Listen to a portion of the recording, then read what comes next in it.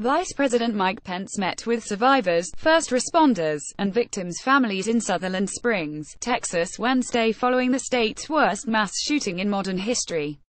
Standing outside of the First Baptist Church, Pence said that bureaucratic failures were partly to blame for the massacre, and declared that we will find out why this information was not properly reported. What's next? Pence, accompanied by his wife Karen, Attorney General Jeff Sessions, and Texas Senator Ted Cruz, will later attend a vigil at the Floresville High School football stadium.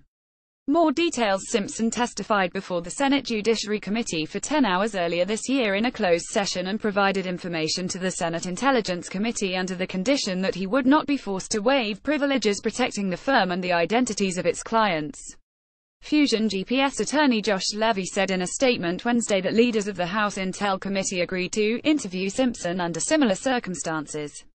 In addition to their subpoena for Simpson's testimony, the House Intel panel also issued a subpoena for Fusion GPS bank records. But last month Fusion went to court to try to block the order. It's unclear where the committee's attempt to obtain the records stands, but Levy said the current agreement for Simpson to testify is separate from the court battle over the records. More from the Bidens. Some of the breakthroughs. The Biden cited the National Cancer Institute formulary, which pulls drugs from different institutions in order to allow doctors and patients to gain easier access to them. Vice President Biden also discussed how the head of IBM offered up Watson, its artificial intelligence arm, to help patients sort through the best therapies available for their specific cancers. To illustrate the universality of the fight against cancer, Vice President Biden told a story from his days in the White House when 50 heads of state showed up for a nuclear proliferation summit, but President Obama kicked things off by acknowledging that they all wanted to speak with Biden about his moonshot initiative. A promise to their son Beau. Biden passed away in 2015 due to advanced brain cancer, and Vice President Biden said that the one thing Beau wanted me to do was not walk away, which helped to jumpstart the Biden Cancer Initiative.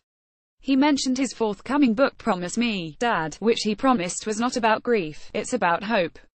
A view of the future. Vice President Biden said he could note a half-dozen significant breakthroughs since the start of the Biden Cancer Initiative, adding that there's an urgency now.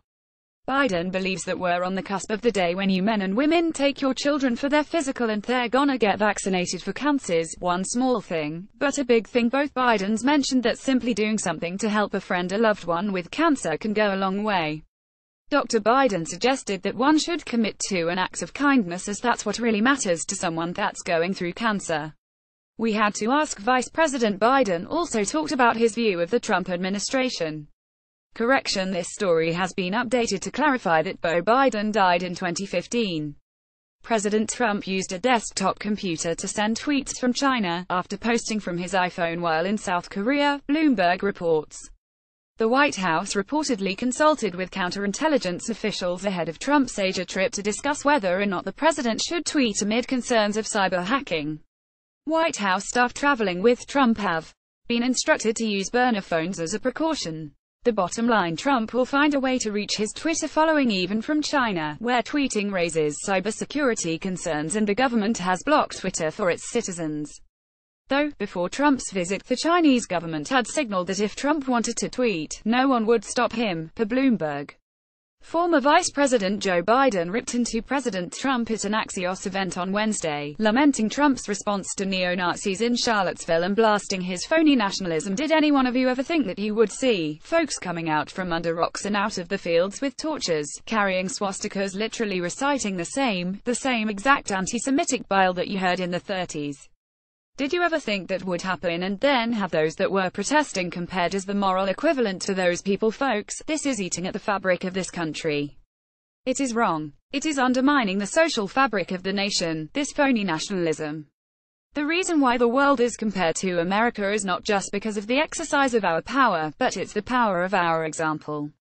It's because of who the hell we are. George Papadopoulos, the former Trump campaign foreign policy advisor who pleaded guilty to lying about his contacts with Russians, met with a British Foreign Office official 2 months before the US election, the BBC reports. Per the report, the UK government apparently treated him with a type of deference due to a top-level political advisor. Why it matters. While a spokeswoman for the Foreign Office told the BBC that this type of outreach is normal diplomatic business, the BBC notes that the meeting undercuts the White House's recent assertion that Papadopoulos was a campaign volunteer of little importance. It's unclear whether Papadopoulos was asked by the Trump campaign to hold the meeting. But scientists found some species that are cathemeral, meaning they are out and about both during the day and the night, held those patterns of living about 9 million years before dinosaurs became extinct. This could be because dinosaurs may have been dying out before an asteroid hit Earth, allowing opportunities for mammals to come out during the day. Sen. Rand Paul, Kentucky is in much worse shape after his neighbor assaulted him Friday than initial reports suggested. The senator tweeted Wednesday that he has 6 broken ribs. New X-ray shows a pleural effusion.